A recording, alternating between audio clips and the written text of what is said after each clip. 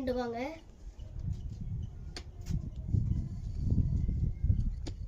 அப்படியே சுற்றி வந்தா அதுதான் Maria college.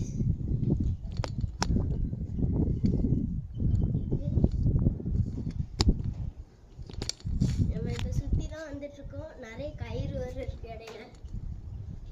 Guys Maria college பாருங்க.